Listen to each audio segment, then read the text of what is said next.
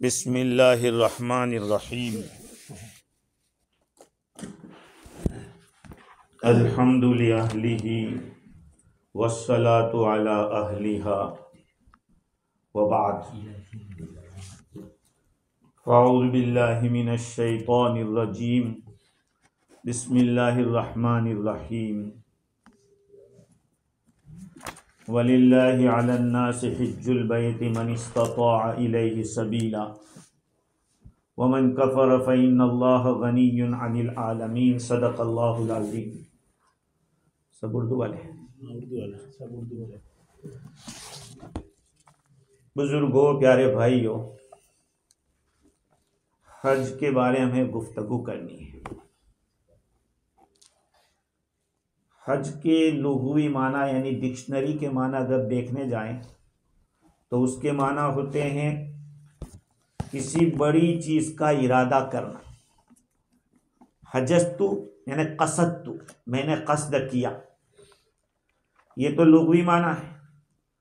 और शरई माना, जब इस्लाम में हज बोला जाए उसका क्या मतलब? उसका मतलब है ज़ियारतु मकानिन मखसूसिन फ़ी ज़मानिन मखसूसिन बिफ़िअलिन मखसूसिन। एक खास जगह की ज़ियारत करना यानी काबा की, ज़मानी मखसूस, खास दिन के अंदर। अभी ज़ियारत करने जाएंगे तो वो हज नहीं होगा, उसके दिनों में ज़ियारत करना।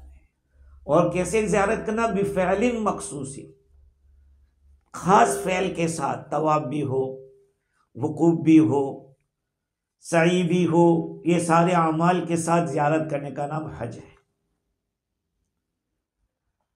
हज पिलर ऑफ इस्लाम में से है। अब उसके जो फ़ज़ाइल है वो तो मैं इंशाल्लाह जुमा में बयान करूंगा। मैं मसाइल के ऊपर ध्यान देना है अभी। ये हज सन हिजरी 9 के अंदर फ़र्ज हुआ। सन हिजरी 9, आप सल्लल्लाहु अलैहि वसल्लम ने जब हिजरत फरमाई उसके 9वें साल में हज फ़र्ज हुआ। अल्लाह ताला ने आयत नाजिल फरमाई कि अब हज फ़र्ज है। और अब फ़र्ज किस तरह का है अब वो समझना है।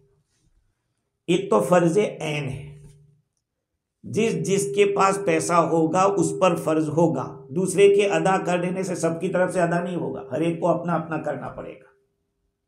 ये तो फ़र्ज ऐन हुआ, यानी फ़र्ज किफ़ाया नहीं है। जैसे एतिकाफ में बैठना सुन्नत मुअक्कदा अलल किफ़ाया है। सुन्नत मुअक्कदा अलल किफ़ाया का मतलब क्या है? अगर कोई भी नहीं बैठेगा पूरी बस्ती गुनहगार होगी, और अगर एक भी बैठ गया तो सारी बस्ती से गुनाह उतर जाएगा, लेकिन सवाब उसी को मिलेगा जो बैठा है। ये है। तो हम लोगों को ये बातें अब दिमाग में, अब धीरे धीरे में आगे बढ़ना है। इसलिए जो बातें कही जाए उसको दिमाग में बिठाओ, कभी कापी में लिखो अपने पास, ताकि अब हमें आगे भी और इसकी हिकमतें भी समझनी है कि इसकी हिकमत क्या है, तवाफ की हिकमत क्या है। खैर, तो ये फ़र्ज आइन है, फ़र्ज किफ़ाया नहीं। दूसरी बात यह है कि ये उम्र में एक ही मर्तबा फ़र्ज होता है। अल्लाह की तरफ से तो एक ही मर्तबा फ़र्ज है। हाँ, अगर आप अपना कोई मन्नत मानो कि मेरा ये काम हो गया तो मैं हज करूंगा, और वो आपका काम हो गया, तो वो आपने फ़र्ज किया, अल्लाह ताला ने नहीं किया। एक मर्तबा अल्लाह ताला ने फ़र्ज किया है, जिंदगी में एक मर्तबा हज करना फ़र्ज है। और दूसरी बात कि उम्रा करना सुन्नत है। आज लोग उम्रे पे उम्रे तो कर रहे हैं, हालांकि उन पर हज फ़र्ज है। तो सुन्नत अदा कर रहे हैं, लेकिन फ़र्ज का क्या करेंगे? अगर उम्रा नहीं किया तो गुनाह नहीं होगा, लेकिन हज फ़र्ज था और अदा नहीं किया तो गुनहगार होगा।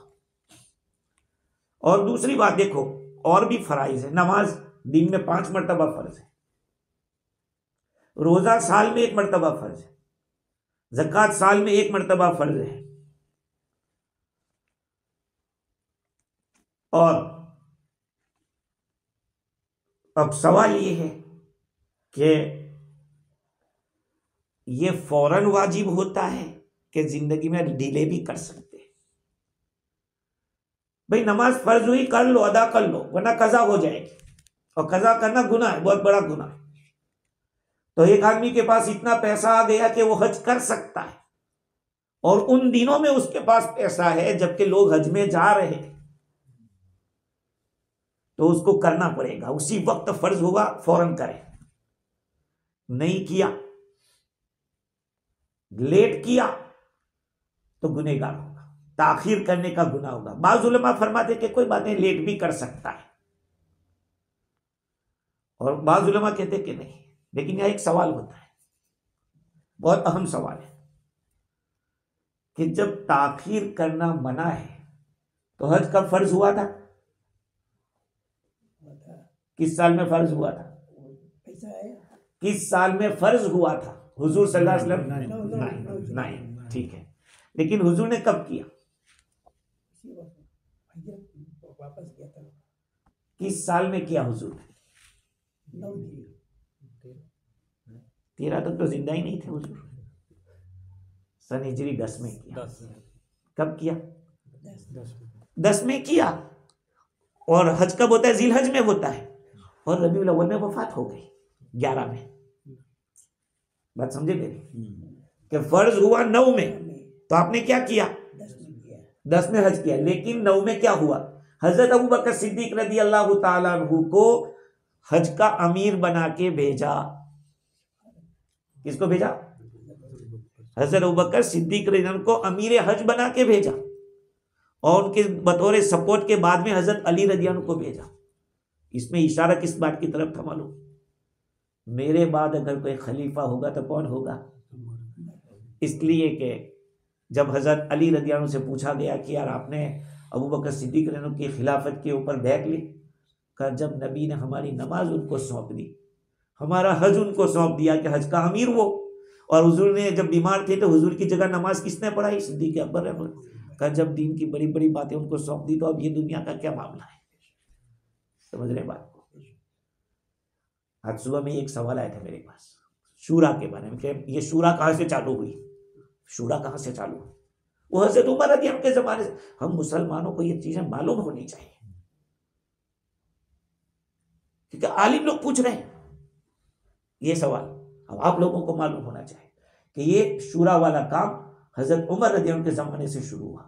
हुजूर दुनिया से पर्दा फरमा रहे हैं, आपने मुकर्रर नहीं किया कि मेरे बाद अबू बकर हो गया, आपने फरमाया नहीं, इशारा किया कि नमाज सौंप दी, हज सौंपा, ये नहीं फर्क कि मेरे बाद अबू बकर हो। लेकिन अबू बकर सिद्दीक रज़ी अल्लाह ने अपने वफात के वक्त हजरत उमर को तय कर दिया कि मेरे बाद उमर होगा। अब हजरत उमर के लिए 2 ऑप्शन, किसी को तय करे या ना करे। अगर तय करते हैं तो सिद्दीक अकबर की सुन्नत अदा की, अगर नहीं करते तो हुजूर की सुन्नत अदा की। लेकिन आपने तीसरा तरीका किया कि 6 आदमियों को मुकर्रर किया, ये 6 आदमी है, ये जिसको मुकर्रर करे वो मेरे बाद रहेगा, लेकिन मेरे घर का कोई नहीं होना चाहिए।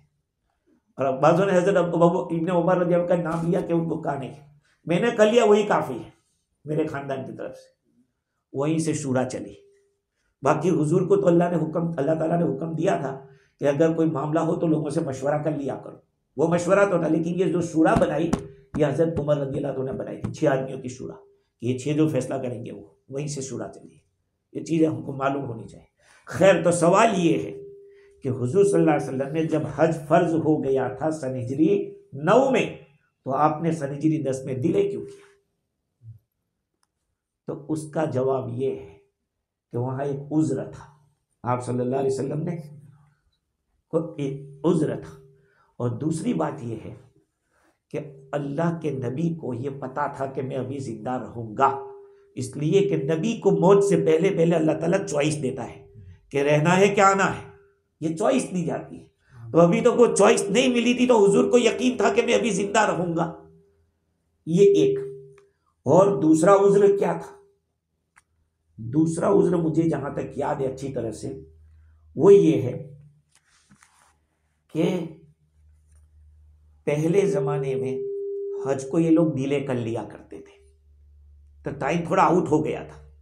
और जिस साल सन हिजरी 10 थी उसमें हज में जाना था हुजूर को, जिस साल, उस वक्त अपने लाइन पे आ रहा था। पहले ये लोगों को जब लड़ना होता ना, कहते कि इस साल हज फुला महीने में होगी, लेट कर देते थे। इसलिए कि जिलकादा, जिलहज्जा, मुहर्रम और रजब, ये 4 महीने कौन से हुर्मत वाले हैं। इन 4 महीनों में कभी जंग नहीं करते थे वो लोग, लेकिन करना इनको महीनों को आगे पीछे कर देते थे। तो वो महीने थोड़े इधर उधर हो गए।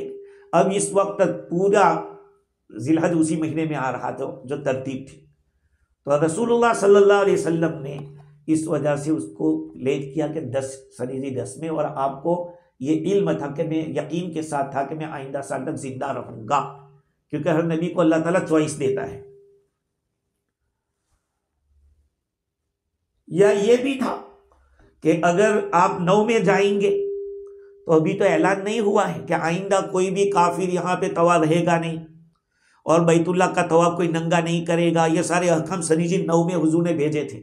अब अगर हुजूर भी जाते और मक्का के मुशरिक भी आते उस हज के अंदर, तो सबका एक दूसरे के साथ इख्तिलात हो जाता, एक दूसरे के साथ गुदमुद हो जाती।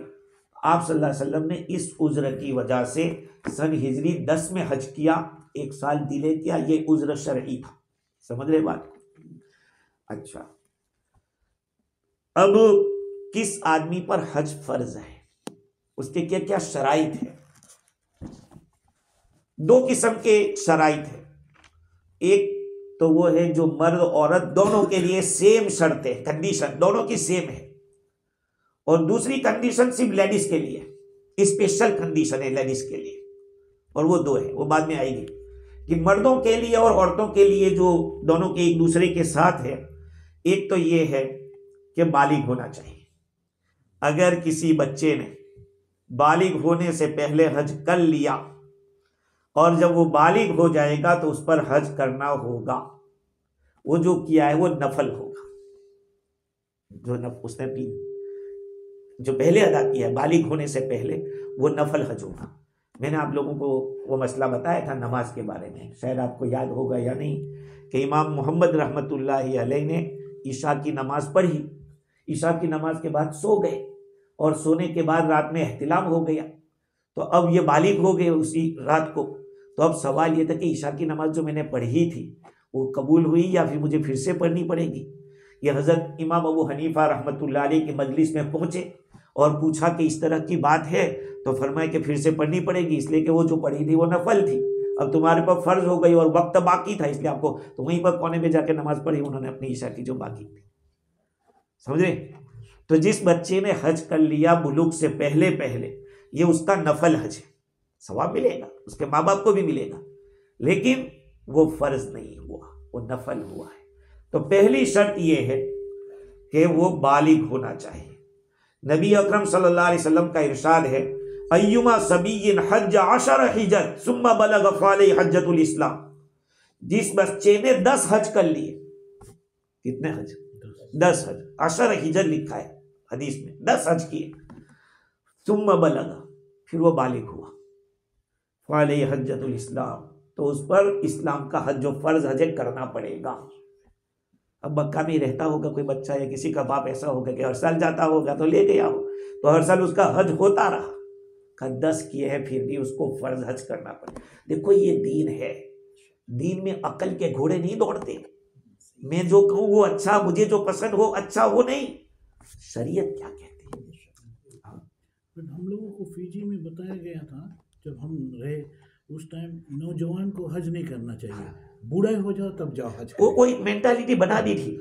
मैं जब यहाँ आया तो ये बात लोग करते थे कि भाई अभी मैं प्रिपेयर नहीं हूँ, तो अल्हम्दुलिल्लाह अल्लाह का शुक्र, यहाँ तो जवान जवान लोगों ने हज की। में हमारा शबीर भी उस वक्त मैं जिस साल गया था, इमरान अब्दुल सत्तार भाई का भी था, बहुत सारे जवानों ने हज की।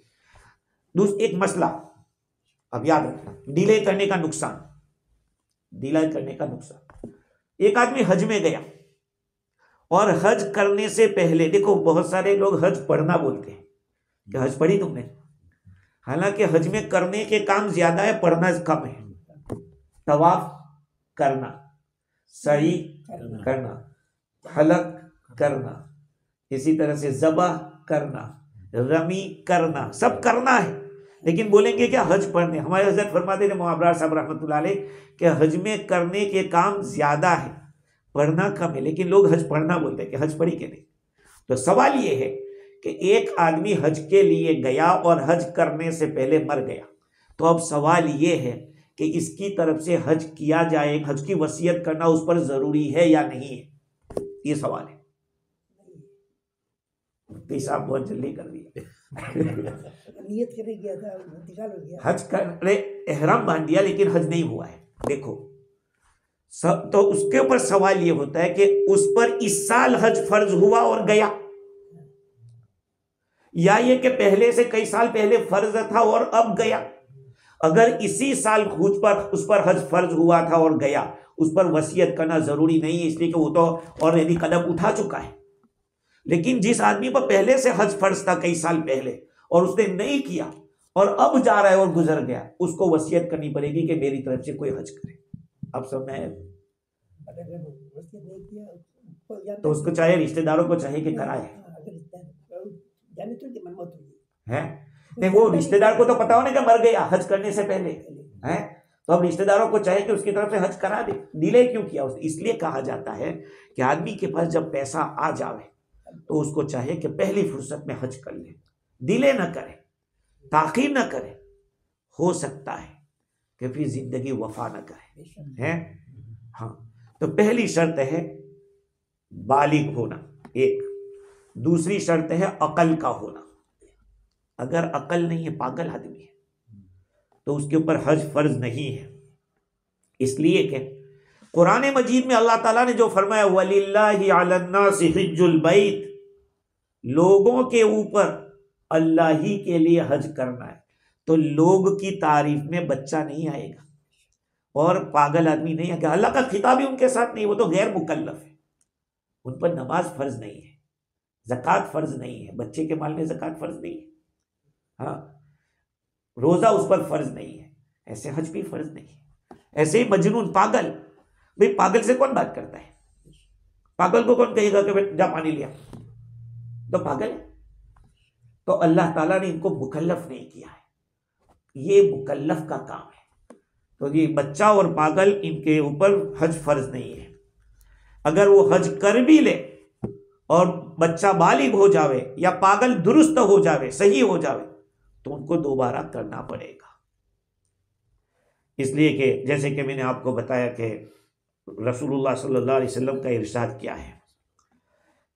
तीसरी शर्त है मुसलमान होना।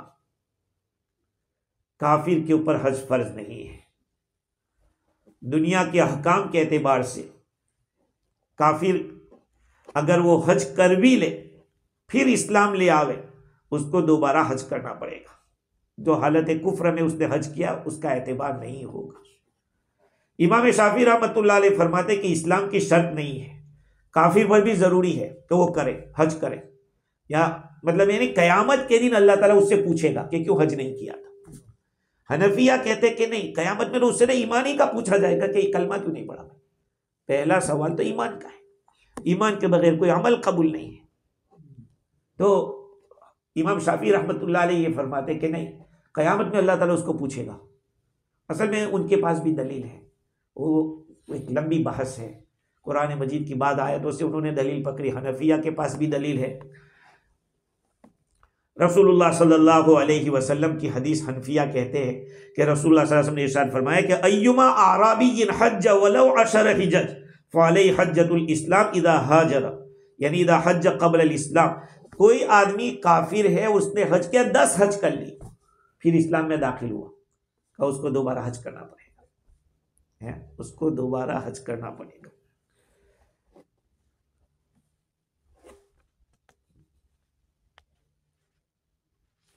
असल में हज इबादत है और इबादत का अहल नहीं है काफिर।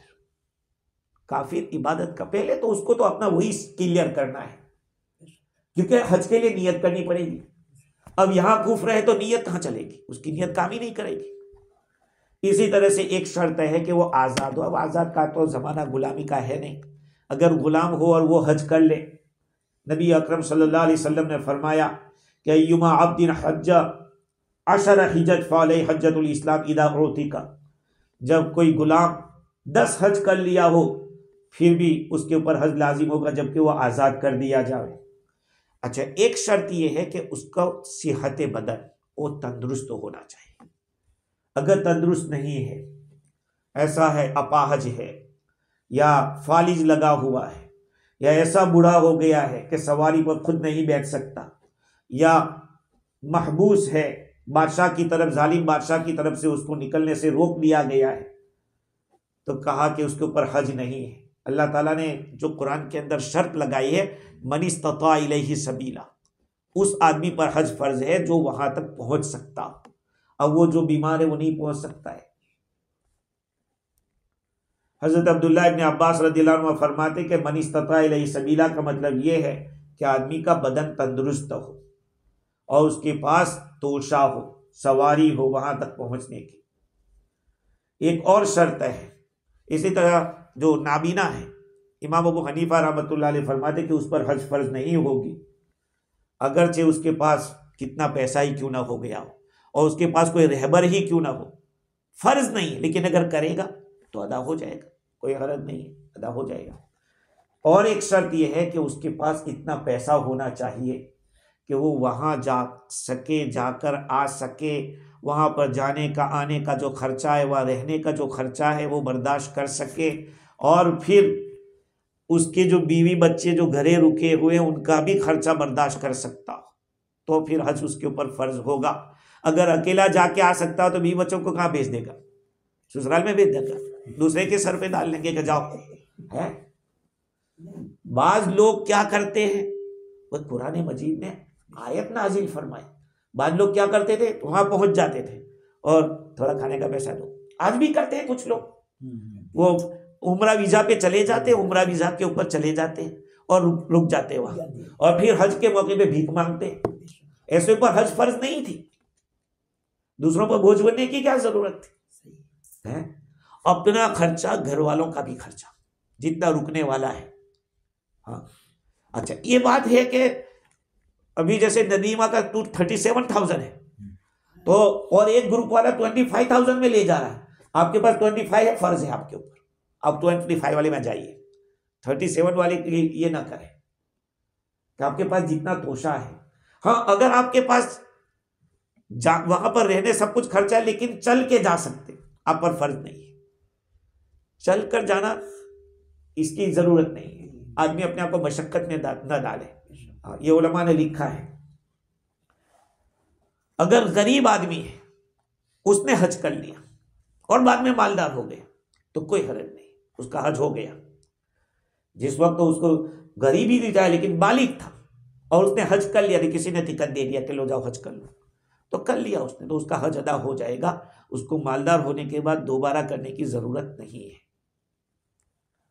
और एक शर्त है कि रास्ते का पुरअमन होना, हालात खराब हो, जैसे कि कोरोना का ज़माना था, या ये कि प्लेन नहीं चल रहे थे, या जैसे कि खतरात है वहाँ पर, नुकसान दे रहे हैं वहाँ पहुँचने के बाद, तो अमन नहीं है रास्ते में, तो कहा कि अमन अगर रास्ते में नहीं है तो फिर उसके ऊपर हज फर्ज नहीं होगा। बाद हजरात ने यह कहा कि रास्ते का पुरअमन होना ये ऐसा है जैसे कि पैसे जैसे जरूरी है जाने के लिए, पैसे का होना जरूरी है, का ऐसे रास्ते का पुरअमन होना भी जरूरी है। लेकिन बाजों ने कहा कि नहीं, हज फर्ज हो जाएगा, चाहे रास्ता पुरअमन नहीं है, हज फर्ज हो जाएगा। जब पुरअमन हो, पुरअमन नहीं है तब भी हज फर्ज होगा, अदा करना बाद में होगा। बाद लोग कहते हैं कि नहीं, हज फर्ज ही नहीं होगा उसके ऊपर, अगर उससे पहले मर गया तो उसकी जिम्मेदारी नहीं होगा कि उसको किसी को वसीयत करे कि करो। बात समझ में आई आप लोगों के लिए? रास्ता पुरअमन होना चाहिए, अगर पुरअमन नहीं है तो हज उस आदमी पे फर्ज ही नहीं होगा, चाहे पैसा क्यों ना हो। और बाज़ उलमा फरमाते हैं कि नहीं, फर्ज तो हो गया, अभी जा नहीं सकता है, अदा नहीं कर सकता है, जब ताकत हो, रास्ता पुरअमन हो जाए तब उसको अदा करना जरूरी होगा। अगर वो पहले मर गया तो उसको वसीयत करनी पड़ेगी। तो ये सारी जो शर्तें वो मर्दों के लिए भी है, औरतों के लिए भी है, लेकिन औरतों के लिए मखसूस 2 शर्तें और हैं। लेडीज के लिए 2 शर्तें एक्स्ट्रा स्पेशल शर्तें हैं। उनमें से एक ये है कि उसके साथ उसका शौहर हो या उसका महरम हो, ये शर्त है, उसके साथ उसका शौहर हो या महरम हो। महरम का मतलब समझ लेना, महरम का मतलब ये है कि जो जिसके साथ उसका निकाह हमेशा हमेशा के लिए हराम है। बहनोई महरम नहीं है, नहीं है। अगर वो मर गई बीवी तो साली के साथ वो निकाह कर सकता है बाद में। फूफा महरम नहीं है, खालू महरम नहीं है, बात याद रख लेना। दामाद महरम है, दामाद महरम है, दामाद के साथ औरत जा सकती है। सगा चचा, सगा मामू, सगा भैया, दादा बाप, दादा नाना, सगा दादा, सगा नाना। ये हमें इसलिए हमारे, क्योंकि हम भी फिजी में रहे तो वो ये कहते हैं चचा होता है, पूछना पड़ेगा कि सगा चचा कहा नहीं, सब चाचा नहीं वही एक गांव के जो होते हैं चचा लग। तो ये शरी मसाइल है। महरम का मतलब ये कि जिसके साथ हमेशा हमेशा के लिए निकाह हराम है। बाल निकाह हराम तो होते हैं लेकिन टेम्पररी। मिसाल के तौर पर एक औरत के साथ निकाह किया और उसने उसको तलाक दे दी है, अब वो इद्दत में है उसकी बीवी और उसकी बहन के साथ निकाह करना चाहे, हराम है। दो बहनें को अभी नहीं, जब तक इद्दत पूरी ना हो। तो महरम का होना या शोहर का होना जरूरी है हज के सफर के अंदर औरत के लिए। अगर उसके पास सब कुछ है लेकिन महरम नहीं है, उस पर हज फर्ज नहीं, उसको इंतजार करना पड़ेगा कि जब महरम मिल जाए तब वो हज में जावे। अगर जो एज्ड हो जाए तो कोई बात नहीं, तो शादी कर ले। तो सऊदी तो अभी वही बात अभी आएगी। आप जो कह रहे हैं सऊदी ने 45 इयर्स की शर्त लगा दी कि 45 के बाद जरूरी नहीं है। तो यहां एक मसला ऐसा हुआ तो देखो सऊदी हुकूमत है, वो शरीयत नहीं है। शरीयत का वो क्यों कहते हैं कि 45 के बाद उसका ब्लीडिंग बंद हो जाता है। कोई जरूरी नहीं कि 45 के बाद बंद हो जाए, बाजों को 57 तक चलता है, 55 तक चलता है। और 45 में कोई किलोमीटर पूरे नहीं हो जाते, बाजों के किलोमीटर शुरू होते हैं। बात यह है हुआ ऐसा, हमने बताया कि भाई देखो शरीयत का मसला यही है। नबी अकरम सल्लल्लाहु अलैहि वसल्लम की हदीस सुनिए। हजरत अब्दुल्लाह इब्न अब्बास रज़ियल्लाहु अन्हु फरमाते हैं रसूलुल्लाह सल्लल्लाहु अलैहि वसल्लम ने इरशाद फरमाया अला ला तहुज्जन इमरातुन इल्ला व मअहा महरम। हुजूर ने फरमाया कि कोई औरत हरगिज हज न करे मगर ये कि उसके साथ उसका महरम हो। और एक रिवायत नबी अकरम सल्लल्लाहु अलैहि वसल्लम ने इरशाद फरमाया ला तुसाफिरु इमरातुन सलासता अय्याम इल्ला व मअहा महरम औ ज़ौज। कोई औरत 3 दिन से ज्यादा सफर न करे, 77 किलोमीटर का सफर बगैर महरम के नहीं कर सकती, शौहर के साथ करे। इमाम शाफी रहमतुल्लाह अलैह ने यह फरमाया कि बगैर महरम के हज के लिए जा सकते हैं जबकि औरतों की जमात हो।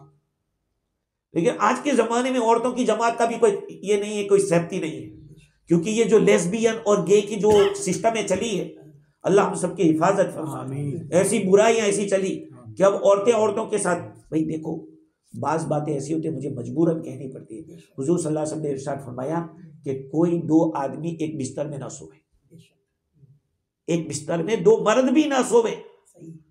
क्यों? गर्मा गर्मी का अंदेशा है। हाँ ये है शरीयत है। आप सोचिए नबी की अल्लाह ने क्या अकल दी थी, अल्लाह ने अपने नबी को, कि जो बातें पहले बतला दी थी आज दुनिया देख रही है, आज दुनिया देख रही है। खैर तो हुजूर ने फरमाया कि औरत 3 दिन का सफर, उस जमाने में सफर होता था ऊंट के ऊपर, अगर ऊंट 3 दिन तक चले तो 77 किलोमीटर, यानी सुबह से शाम तक चले तो 77 किलोमीटर जैसा होता था। इसलिए फरमाया कि 77 किलोमीटर अगर औरत सफर करे उसके साथ उसका महरम होना चाहिए। क्यों ऐसा?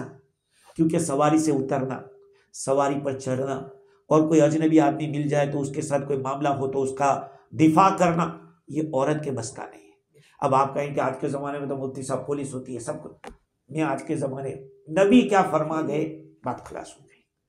हुजूर अकरम सल्लल्लाहु अलैहि वसल्लम की जो हदीसें थी उसको आज के ज़माने में हमको वही रख, ये नहीं करेंगे कि लोग ज़माना बदल गया।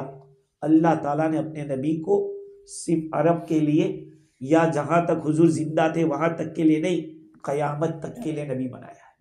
हुजूर की शरीयत क़यामत तक के लिए शरीयत है। अब आज थोड़ा कुछ अंग्रेजी जानते हुए थोड़ा अरबी पढ़ते होगे तो कहा के अरे यार ये तो आज का ज़माना है, इस ज़माने में तो ये इस पर नहीं चल सकते। क्यों नहीं चल सकते है? सेफ्टी औरत की इज्जत है, इसमें औरत का मकाम बढ़ता है कि उसके साथ बॉडीगार्ड है। औरत के, अरे भाई वजन उठाना है सामान, औरत कैसे उठाएगी है? तो इन मसाइल को हमने क्या किया, साइड पे रख दिया। साइड पे रख दिया, कहा मुश्किल है तो अभी मत सफर करो, बाद में खुद साथ में सफर कर लेना है। औरत अकेली सफर नहीं कर सकती, 77 किलोमीटर एंड प्लस, उसके साथ उसका महरम बेटा हो या कोई भी दामाद हो, जैसे मैंने अर्ज किया। इमाम शाफी रहमतुल्लाहि अलैहि फरमाते हैं कि औरत के लिए महरम का होना जरूरी नहीं है। अगर औरतें ज्यादा है, भाई औरतें ज्यादा होगी तो खतरा और ज्यादा हो जाएगा। हाँ, हदीस में आया कि किसी अजनबी औरत के साथ तन्हाई में मत मिलो, अगरचे उसके साथ कोई दूसरी औरत हो। यह हदीस है, अजनबी औरत के साथ तन्हाई में मत बैठो, अगरचे कोई दूसरी औरत भी साथ में हो। हाँ, मसाइल है।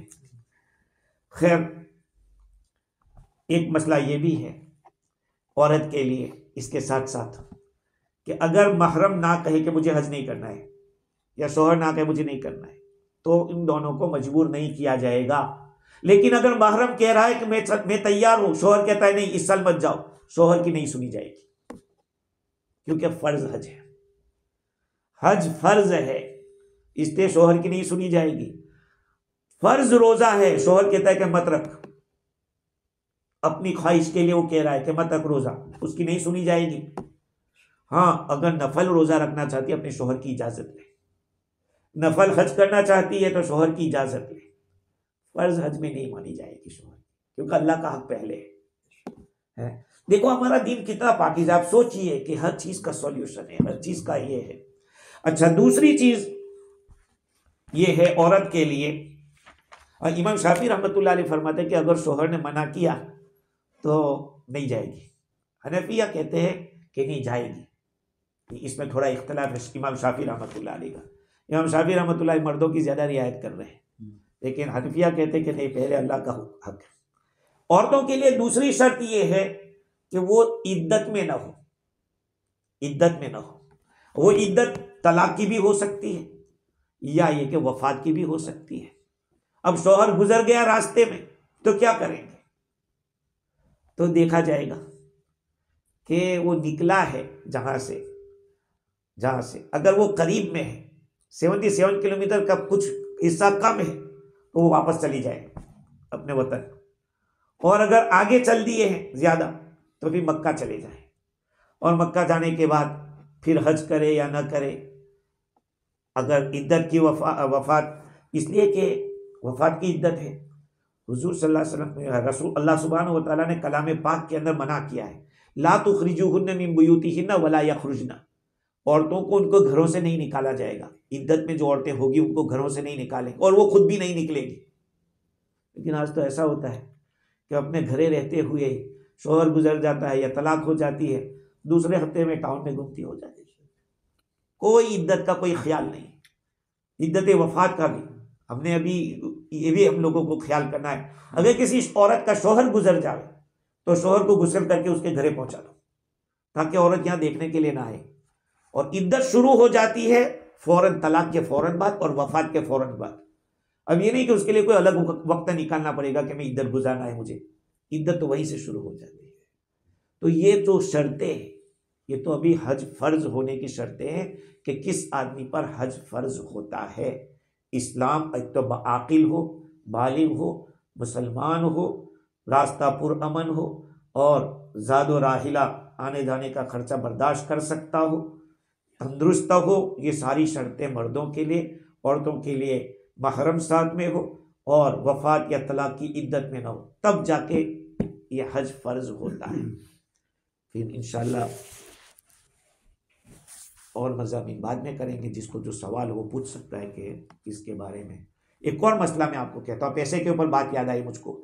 एक आदमी ने पैसा जमा किया, साल भर जमा करता रहा, 100,000 जमा कर लिए, और इतने में आ गया क्या, हज का ज़माना।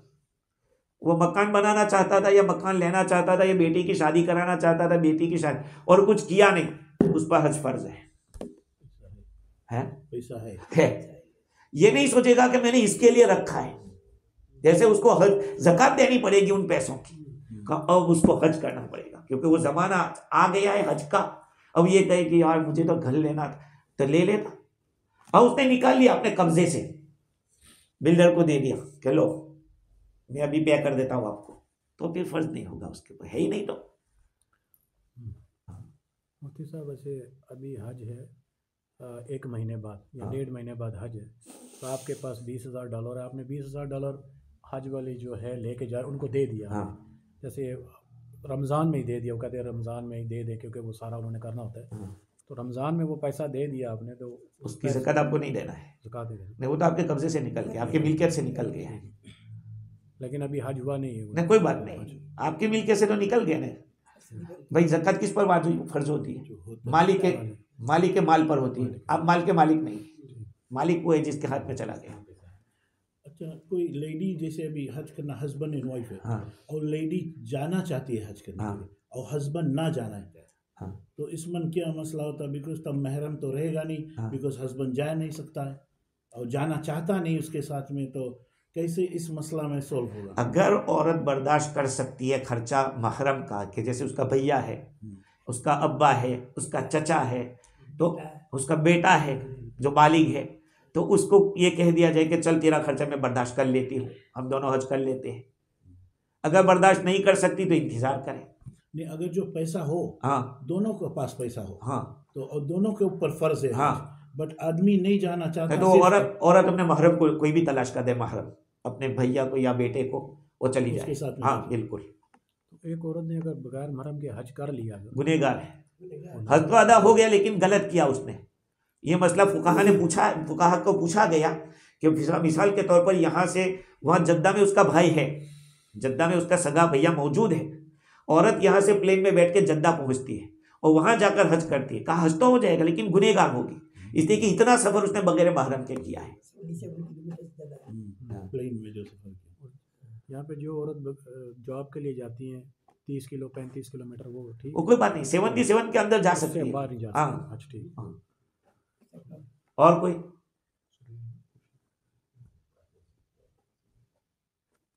बोलो क्या था? अभी ये पूछे टाइम है ना, फरमाइए। हाँ पूछो साहिब। हज में जाते हैं 3 जन जाता है हज में, 1 2 3। माशाल्लाह, बहुत अच्छा। फारिस फारिस माशाल्लाह कबूल फरमाए। और कोई सवाल फारिस? अभी इंशाल्लाह हम उसके फ़राइज़ वाजिबात सब बताएंगे कि हज के अंदर 2 फ़र्ज़ होते हैं, एक तवाफ़ ज़ियारत और दूसरा वुकूफ़ अरफ़ा। तवाफ़ ज़ियारत 10वीं तारीख के बाद किया, 10वीं और 10वीं 11वीं 12वीं को किया जाता है, और वुकूफ़ अरफ़ा 9वीं तारीख को किया जाता है। अरफात के मैदान में रुकना, थोड़ी देर के लिए भी रुकना फ़र्ज़ है। ये 2 फ़र्ज़ हैं, रुकना कहलाते हैं, और उसके बाद वाजिबात बयान होंगे। अगर बाज़ औक़ात हमारे जहन में यही होता है कि उम्रा करने के लिए एक उम्रा हो गया, अब दोबारा करना है तो मस्जिद आयशा ही जाना है, तो वहाँ ही जाना है या उसके अलावा भी? और भी जो उसकी जो मीकात है, जैसे जौराना है, तैफ है। आप लोग जौराना गए थे? जौराना गए थे। इसको उर्दू असल में अरबी में इसको जीराना कहते हैं, लेकिन आज वो मशहूर है जौराना से। वहाँ से कई नबियों ने वहाँ से एहराम बांधा है।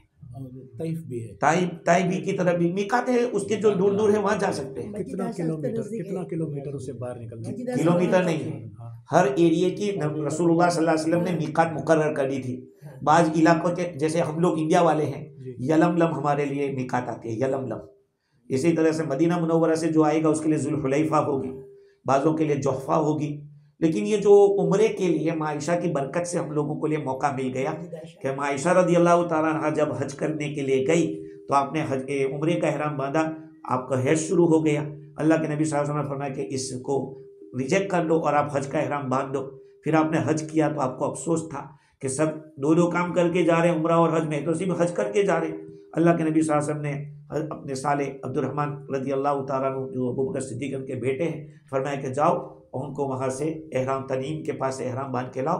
तो वहाँ से उसको वहाँ मस्जिद आयशा बनाई गई, तो वहाँ से ये हम लोगों के रास्ता माँ आयशा की बरकत से मिला है। हाँ,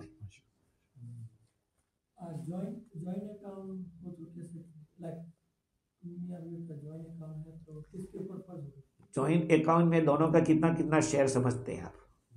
ज़कात कैसे निकालते हैं? 50-50 तो रहता है। तो इसलिए हज से चलेंगे। एक और बात, जब बात आपने पूछी है तो एक आदमी ऐसा है कि जिसके पास 2 मकान है, एक मकान में रहता है, दूसरा किराए पर है। अगर उसको बेच दे और हज कर सकता है, उसको हज फर्ज हो जाएगा। उसके लिए ज़कात लेना जायज़ नहीं है। देखो ये मसला भी याद रख लेना, हराम है उसके लिए ज़कात लेना। एक आदमी के पास मकान खुद का है जिसमें रहता है, दूसरा किराए पे है। अब इसको बेचने जावे तो अगर 50,000 25,000 इतना आ सकता है तो उसके ऊपर हज फर्ज होगा। और कोई तो अभी बोला जो अगर एक औरत जाए मेरा महरम के तो हज के सवाब थोड़ा मिलेगा ना? देखो गुनहगार होगी, नफी सवाब मिलेगा। नहीं फर्ज तो उसका देखो, तवाफ कर लिया, वकूफ अरफा कर लिया, हज तो हो गया है। हो गया। मिसाल के तौर पर आप किसी आदमी के घर के अंदर नमाज पढ़े उसकी इजाजत के बगैर, या किसी आदमी का रुमाल ऐसे छीन छीन के लिए आए और उस पर नमाज पढ़, नमाज तो हो जाएगी ना आपकी, लेकिन गलत किया आपने। सही है। उसने शरीयत का एक हुक्म छोड़ा है। अच्छा, एक और क्वेश्चन है। पहले हम लोग को आई डोंट नो कितना करेक्ट है कि नहीं, मैं सही करना चाहता हूँ। पहले लोग बोलते थे कि एक दिन उम्रा कर लो तो आपके ऊपर हज फर्ज हो जाती है। हाँ देखो मसला क्या है कि जो अशहुर हज है, द मंथ्स ऑफ हज, जिस दिन रमजान ईद का जो चांद होता है ना, उसी वक्त से अशहुर हज शुरू हो जाते हैं, हज के महीने शुरू हो जाते हैं। एक है हज के अय्याम और एक है हज के महीने, 2 अलग अलग चीजें हैं। तो शव्वाल, जिलकादा और जिलहिज्जा के 5 दिन समझ लो, ये अशहुर हज कहलाएंगे, हज के महीने कहलाएंगे। मीन अगर आप आज एहराम बांधना चाहते हो हज का, आप बांध सकते हैं, लेकिन हज के दिन वो जो आएंगे 8, 9, 10, 11, 12 जो 5 दिन है वो, अगर कोई आदमी अशहुर हज के अंदर उम्रा करता है तो फिर उसको हज करना पड़ेगा। हाँ, फर्ज हो जाता है। इसीलिए उलमाए किराम ने लिखा है कि अगर आप किसी को हज बदल के लिए भेज रहे हो तो उस आदमी को भेजो जिसने पहले हज कर लिया। अगर आपने किसी और को भेजा, हज तो हो जाएगा, नो प्रॉब्लम, लेकिन उस पर हज फर्ज हो जाएगा हो गया है। जो गया है। जो गया है। अच्छा, औरत को हज बदल के लिए भेज सकते हैं या नहीं? भेज तो सकते हैं, लेकिन बेहतर है कि न भेजें। क्यों? इसलिए कि बात सुन्नतें औरत के हज में रह जाती है। मिसाल के तौर पर सफा मरवा के दरमियान दौड़ना है, तवाफ के अंदर इस्तिबा करना, रवि करना, रमी तो औरतें करते ही हैं, लेकिन रमल करना, रमल रमल सीना तान कैसे जो चलते हैं वो औरतों को रमल नहीं है।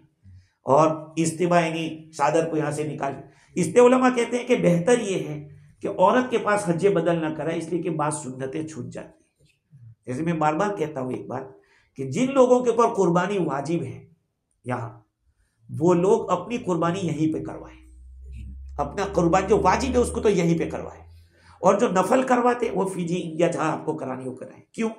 इसलिए कि वाजिब कुर्बानी के अंदर बहुत सारी सुन्नतें छूट जाती है अगर आप परदेश में कराते हैं तो, क्योंकि हाजिरी रहना ये भी सुन्नत है, खुद से ज़बा करना या ज़बा के वक्त हाजिर रहना, जानवर की खिदमत करना और उसके साथ साथ उसका गोश्त खाना, ये 3 हिस्सों में तकसीम करना, ये सारी सुन्नतें आप अगर यहाँ नहीं करवाएंगे अपने सामने तो फिर ये सुन्नतें छूट जाएंगी। इसलिए बेहतर ये है कि अपनी जो वाजिब कुर्बानी है वो अपनी नज़रों के सामने कराएं, और नफल कुर्बानियाँ है वो दूसरी जगह भेजें। जिंदा बंदे का उम्रा कर सकते हैं, बिल्कुल कर सकते हज भी हो, हैं, हज भी हो सकता कर सकते हैं, लेकिन अगर हज करेंगे तो वो नफल कहलाएगा। हाँ, जिंदा आदमी की तरफ से, और मुर्दा की तरफ से भी अगर उसने वसीयत की है तब तो वाजिब रहेगा, और अगर उस पर फर्ज थी और नहीं किया तब भी करे, अल्लाह से उम्मीद है कि वो अल्लाह कबूल कर ले। एक और सवाल, जैसे अभी उम्रा कर लिया, हाँ। हज पे गए तो पहले उम्रा किया, हाँ। उम्रा किया और हज वाला टाइम मैं अरफात में नहीं जा सका, हाँ, तो हज नहीं कंप्लीट हुआ। नहीं हुआ। क्यों रीज़न है? मैं भी बीमार हो गया या कुछ हो गया, हाँ। तो मैं अरफात पे नहीं गया, तो उसके ऊपर मेरा हज फर्ज रहेगा, बाकी रहेगा। अपने तो लौट के मेरे को फिर जाकर वो कंप्लीट करना पड़ेगा दूसरे साल हज करना, दूसरा साल। हाँ, दूसरे साल। इसलिए कि देखो, एक अमल आपने कर लिया था, पहले हज कर लिया था, लेकिन दोबारा करने के लिए गए, तो अब क्या है कि शुरू करने से भी लाजिम हो जाता है, हाँ, समझे? समझ गया। हाँ। आपके ऊपर रोजा तो फर्ज नहीं था, हाँ। जैसे इस शव्वाल का यहाँ कर आपने दिया। शुरू कर दिया, शुरू कर दिया, अब कंप्लीट करो। उम्रा कर लिया, अब ये पूरा करना पड़ेगा, तो फर्ज हो गया। अरे, आपकी नीयत हज की थी, हाँ। आपने हज भी शुरू नहीं किया कि कर लिया था? नहीं, शुरू नहीं किया। शुरू नहीं किया। हाँ। तब तो देखो दो चीजें अलग अलग हो गई। एक तो ये है कि आप पहले फर्ज हज कर चुके थे, बात खलास। उसके बाद आप हज के लिए गए और आपने उम्रे का एहराम बांधा, उम्रे का एहराम बांधने उम्रा पूरा कर लिया, लेकिन हज का एहराम बांधा नहीं था और बीमार हो गए। हाँ। तो चूंकि हज शुरू नहीं किया था आपने, देखो उम्रा अलग है, हज अलग है, दोनों अलग है, तब तो फिर उसको आपको करने की जरूरत नहीं है। अगर जो एहराम में लेकिन एहराम नहीं बांधा है ना, अगर जो एहराम में हो गया था, एहराम तो फिर पूरा करना पड़ेगा, फिर अरफात नहीं जा पाया, तब पूरा करना पड़ेगा। पूरा करना पड़ेगा, दूसरी दफा जाना पड़ेगा। तो लोग एम्बुलेंस में ले जाओ, वो देखो वो प्लेन में ले जाते हैं। एम्बुलेंस में ले जाए। अरफात नहीं दो गया। फर्ज है, एक तवाफ़े ज़ियारत, तवाफ़े ज़ियारत तो बाद में भी कर सकते हैं, लेकिन अरफे का जो दिन है वो लोग प्लेन में लाते हैं लोगों को, हेलीकॉप्टर में, हेलीकॉप्टर में और एम्बुलेंस में लाते हैं, थोड़ी देर के लिए भी कि हज हो गया। और हदीस में आया अल हज्जु हुवा अरफा, अरफा ही हज है असल तो। इसीलिए वो हाजियों को कहा कि तुम्हें रोजा नहीं रखना है, हम लोगों को अरफे का रोजा रखना है, उनको कहा कि तुम्हें रोजा नहीं रखना है। अगर जो पैसा आदमी है वो खाली उम्रा करते रहे हाँ, और हज नहीं करे तब बहुत गुनहगार है, तो गुनहगार। अभी लोग यहाँ जो ये जाते, ये बंद के कारण से ना, हाँ। तो लिमिट हो गया, तो लोग खाली उम्रा ही करते हैं। नहीं तो हज, एक आदमी के जो अंदर 3 दिन उम्रा कर ली से, मगर हज नहीं किया।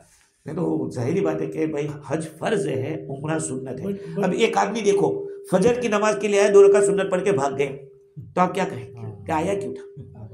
फर्ज के लिए तो मस्जिद है। मगर ये बात हम लोगों को अपना कौम को बताना है ना, बिल्कुल। एजुकेट करना है, बिकॉज ये लोग प्रोबब्ली चाहे जानते नहीं है। हाँ। एक आदमी 3 दिन उम्रा कर लिया और हज नहीं किया, तो उसके अकल देखो कहाँ है। 3 उम्रा का मतलब ये है कि इतना ही खर्चा हो हाँ, गया। उतना ही खर्चा हो गया। अभी जैसे रमजान के महीना में उम्रा के, हाँ।